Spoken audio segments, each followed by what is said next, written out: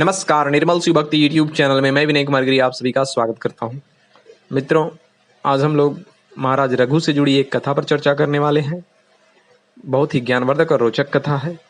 ये महाराज रघु वही है जो भगवान श्री राम के प्रदाता थे। तो इस कथा को जानने के लिए वीडियो में अंत तक बने रहें और जो लोग चैनल पर नए हैं चैनल को सब्सक्राइब कर लें, बेल आइकन को प्रेस कर लें ताकि ऐसे ही ज्ञानवर्धक वीडियोज की नोटिफिकेशन आप लोगों को मिलती रहे।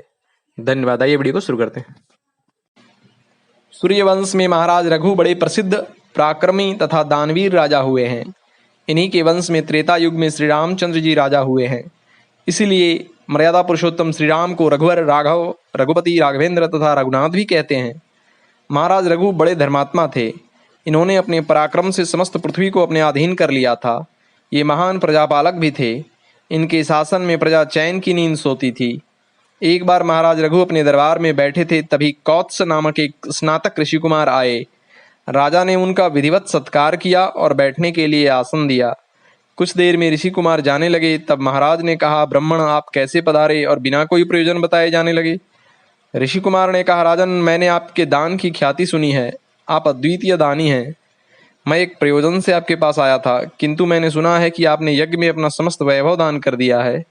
यहाँ आकर मैंने प्रत्यक्ष देखा कि आपके पास अर्घ्य देने के लिए भी कोई धातु का पात्र नहीं है। आपने मिट्टी के पात्र से मुझे अर्घ्य दिया है, अतः अब मैं आपसे कुछ भी नहीं कह सकता।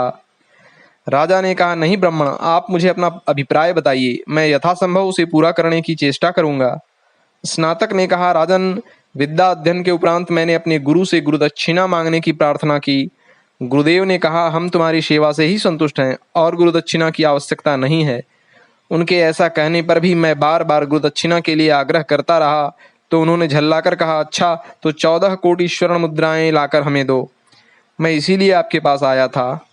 महाराज ने कहा, ब्राह्मण, मेरे हाथ में धनुष बाण के रहते हुए कोई विद्वान ब्राह्मण मेरे द्वार से विमुख जाए तो मेरे राजपाट और धन वैभव को धिक्कार है।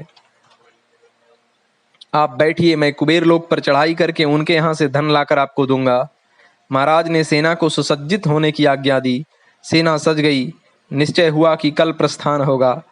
प्रातःकाल कोषाध्यक्ष ने आकर महाराज से निवेदन किया, महाराज, रात्रि में सुवर्ण की वृष्टि हुई और समस्त कोष सुवर्ण मुद्राओं से भर गया है। महाराज ने जाकर देखा कि सर्वत्र सुवर्ण मुद्राएं भरी हैं। उन सब सुवर्ण मुद्राओं को महाराज ने ऋषि कुमार को देना चाहा, परंतु ऋषि कुमार ने कहा, यह तो बहुत अधिक है।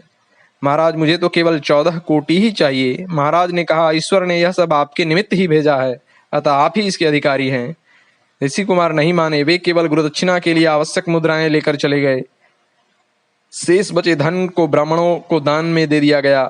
ऐसे महान दाता थे रघु।